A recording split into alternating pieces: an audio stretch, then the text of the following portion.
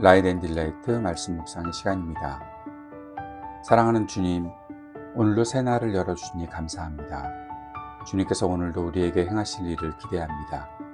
주님의 말씀에 귀를 기울이고 주님의 말씀이 내 입술에 담기게 하소서. 나의 삶을 통해 하나님 나라의 정의와 자비가 나타나게 하소서. 진리를 말하고 겸손하게 주님과 동행하는 참된 기쁨을 누리게 하소서. 예수님 이름으로 기도드립니다. 아멘.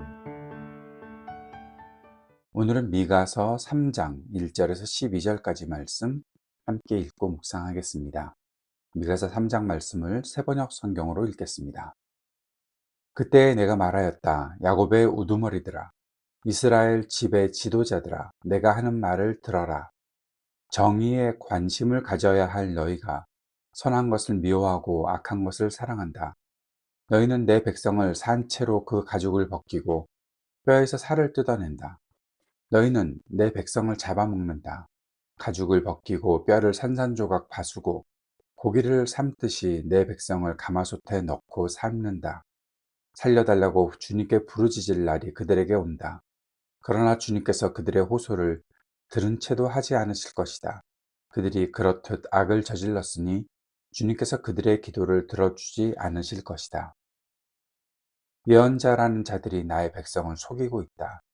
입에 먹을 것을 물려주면 평화를 외치고 먹을 것을 주지 아니하면 전쟁이 다가온다고 협박한다. 예언자들아, 너희의 날이 끝났다. 이미 날이 저물었다. 내 백성을 곁길로 이끌었으니 너희가 다시는 환상을 못 볼 것이고 다시는 예언을 하지 못할 것이다. 선견자들이 부끄러워하며 술객들이 수치를 당할 것이다. 하나님께서 응답하지 않으시니 그들이 얼굴을 들지 못할 것이다. 그러나 나에게는 주님께서 주님의 영과 능력을 채워주시고 정의감과 함께 야곱에게 그의 죄를 꾸짖고 이스라엘에게 그의 범죄를 꾸짖을 용기를 주셨다. 야곱 집의 지도자들아, 이스라엘 집의 지도자들아, 곧 정의를 미워하고 올바른 것을 모두 그릇되게 하는 자들아, 나의 말을 들어라. 너희는 백성을 죽이고서 그 위에 시온을 세우고 죄악으로 터를 닦고서 그 위에 예루살렘을 세웠다. 이 도성의 지도자들은 뇌물을 받고서야 다스리며 제사장들은 삭슬 받고서야 율법을 가르치며 예언자들은 돈을 받고서야 계시를 밝힌다. 그러면서도 이런 자들은 하나같이 주님께서 자기들과 함께 계신다고 큰 소리를 친다. 주님께서 우리와 함께 계시니 우리에게 재앙이 닥치지 않는다고 말한다. 그러므로 바로 너희 때문에 시온이 밭 갈듯 뒤엎어질 것이며 예루살렘이 폐허더미가 되고 성전이 서 있는 이 산은 수풀만이 무성한 언덕이 되고 말 것이다. 아멘. 영적 지도자의 무너짐이 공동체 전체를 흔듭니다. 미가 3장은 이스라엘의 지도자들, 왕, 재판관, 제사장, 예언자 등의 이 지도자들 모두가 부패하고 무너진 현실을 고발하고 있습니다. 이스라엘의 문제는 단순히 백성들의 죄 때문이 아니라 말씀을 전해야 할 사람들의 왜곡과 타락 때문이었죠. 오늘날도 그와 비슷합니다. 영적 지도자들뿐 아니라 가정과 일터와 공동체에서 말씀의 기준을 붙들어야 할 사람들이 흔들릴 때 공동체 전체가 흔들리는 것이죠. 그래서 우리가 미가 3장을 읽으면 매우 불편하게 읽을 수밖에 없는 그런 장이지만 우리가 깊이 들어야 할 하나님의 경고이자 회복의 초대라는 사실을 알고 미가서 3장의 말씀을 우리가 대해야 하겠습니다. 좀 전에 말씀드렸던 것처럼 지도자들을 향한 하나님의 고발이 있는데 특별히 세 부류의 지도자를 가리키고 있습니다. 그래서 미가서 3장의 세 부분으로 나뉘는데요.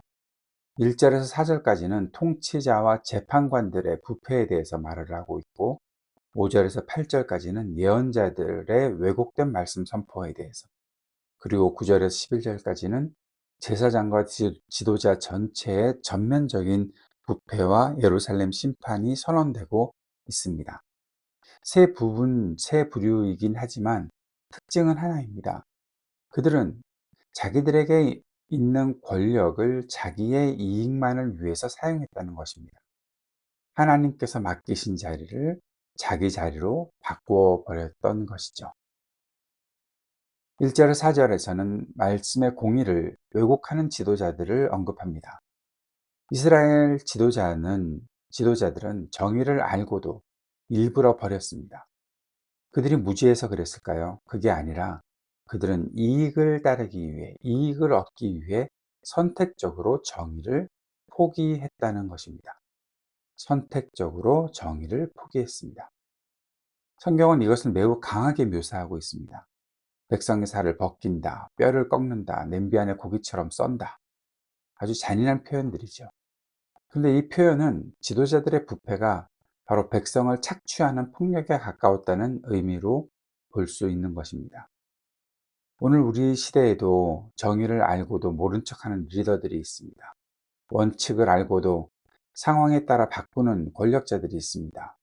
진리를 말하는 것 같지만 내 이익에 손해가 되면 침묵하는 사람들이 있습니다. 그들은 아무리 하나님께 부르짖어도 하나님께서 응답하지 않으시겠다고 말씀하셨습니다.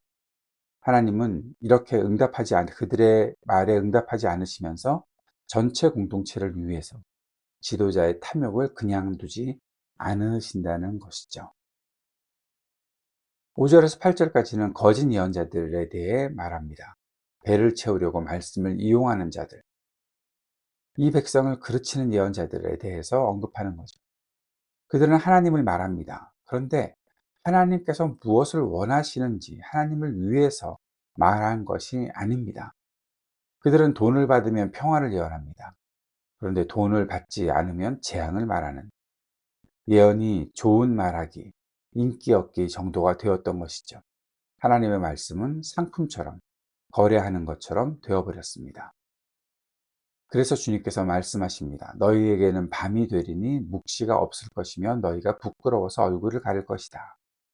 말씀을 자기 유익을 위해서 왜곡한 이들, 그들은 결국 말씀을 잃게 될 것이다 하신 것입니다. 반면에 미가가 이렇게 자신을 고백하고 있습니다. 나는 여호와의 영으로 말미암아 능력과 정의와 용기로 충만하다. 자신은 용기를 가지고 하나님의 말씀을, 하나님의 능력을 힘입어서 정의를 말하겠다라고 고백하는 거죠. 참된 영성은 능력으로 나타나는 것이 아닙니다. 정의와 용기로 드러나는 것이다. 오늘 말씀을 통해서 배우는 것입니다. 정의가 무엇입니까? 하나님의 기준을 지키는 것이 정의입니다. 용기는 무엇이겠습니까? 손해를 감수하고 진리를 말하는 것이 용기이죠. 오늘 우리의 교회나 가정과 일터에서도 말씀을 상품처럼, 이용 도구처럼 쓰는 유혹은 늘 있습니다. 말씀으로 위로받고 싶지만 말씀으로 도전받고 싶지는 않은 마음. 그것이 바로 사실 이 모습인 거죠. 하나님은 우리를 말씀을 이용하는 사람이 아니라 말씀에 붙들린 사람, 말씀에 붙잡힌 사람으로 부르신다는 사실을 꼭 기억해야 하겠습니다. 종교적인 시스템에 대해서 9절에서 12절까지 말씀하고 있습니다. 피로 시온을 건축했다. 불의로 예루살렘을 세운다. 하나님의 도성과 하나님의 성전, 하나님께 드리는 예배가 거짓과 착취 위에 세워져 있다는 거죠. 여호와께서 우리 가운데 계시니 재앙이 우리에게 임하지 아니하리라. 이것이 무슨 말씀입니까? 그들은 이렇게 말합니다. 우리에게 성전이 있다. 그러니까 괜찮아. 우리가 예배를 드리고 있어. 그러니까 안전해. 하나님은 우리 편이야. 위기는 없는 거지. 이것이 종교적 자기 기만의 핵심인 것입니다. 하나님께서 그들에게 이렇게 답하십니다. 시온은 밭처럼 갈아엎어질 것이다. 예배의 형식이 아니라 삶의 진실을 보시는 하나님은 형식적 신앙의 허상을 무너뜨리시는 분이십니다. 세 가지 질문을 던져봅시다. 말씀을 자신의 유익을 위해 쓰고 있지는 않은가? 말씀을 이용해서 나를 정당화하고 타인을 판단하고 편한 부분만 붙잡고 어려운 부분은 외면하고 그렇게 살고 있지 않은지 돌아봐야 합니다. 하나님의 말씀은 우리가 선택해서 듣는 말이 아니라 우리를 변화시키는 말씀이라는 사실을 꼭 기억해야 하겠습니다. 둘째, 진리보다 평안, 정의보다 편안함을 더 원하는 것은 아닐까? 예언자들은 평안하다, 평안하다 외칩니다. 그러나 하나님은 평안이 없다고 말씀하셨습니다. 오늘 우리도 평안을 우상처럼 붙들고 진리를 피하려는 마음이 있지는 않은지 돌아보아야 하겠습니다. 진정한 평안은 진리의 고통을 지나야 온다는 사실을 잊지 말아야 합니다. 세 번째, 하나님이 함께 하신다는 말이 면죄부가 되고 있는 것은 아닌가? 이스라엘은 여호와께서 우리 가운데 계신다라고 말합니다. 그러나 하나님은 그들을 떠나셨습니다. 하나님이 나와 함께 하신다는 고백은 삶 전체를 하나님 앞에 드리는 사람, 하나님께 맡겨 드리는 사람, 그 사람에게 참된 위로인 것이지, 삶 전체는 하나님께 드리지도 않고 그저 내가 편한 말씀만 드리려 하는 사람에게 하나님께서 우리와 함께 계신다는 말은 나중에는 재앙이 되어버릴 것입니다. 그러나 이러한 심판의 말씀 안에도 하나님의 은혜가 있습니다. 미가서의 심판은 하나님의 포기 선언이 아닙니다. 하나님은 공동체를 회복하시기 위해 부패한 시스템을 먼저 무너뜨리시겠다는 것이죠. 하나님이 무너뜨리시는 이유는 멸망의 목적이 아니라 소망의 시작을 위해서 무너뜨리시는 것입니다. 그래서 미가서 4장에서는 이어서 말씀이 시온에서 나온다, 만국이 여호와께로 돌아온다라는 새로운 회복의 비전이 나타날 것입니다. 하나님의 심판은 자르기 위한 칼이 아니라 치유와 회복을 위한 외과 수술 칼이다라고 볼 수 있는 것입니다. 우리는 어떤 지도자인가? 우리는 어떤 예언자인가? 우리는 어떤 예배자인가? 미가 3장은 단지 그 시대 지도자들의 문제가 아니라 오늘 우리 각자에게 묻고 있습니다. 말씀 앞에서 나는 어떤 사람인가? 말씀을 이용하는 사람인가? 아니면 말씀에 붙들리는 사람인가? 나의 삶과 말과 선택이 정의와 진리와 용기의 열매를 맺고 있는가? 하나님과 함께함을 말하면서 그분의 뜻을 외면하고 있지는 않은가? 우리는 우리를 성찰하기 위해 이 질문을 던져보아야 할 것입니다. 나의 사람들은 진리를 말하고 정의를 행하며 이익이 아니라 하나님을 따른다. 하나님께서 이러한 사람들을 원하고 계시는 것이죠. 말씀을 왜곡하고 있는 이 시대에 하나님의 사람은 말씀으로 살아갑니다. 우리가 그 말씀으로 살아가야 하겠습니다.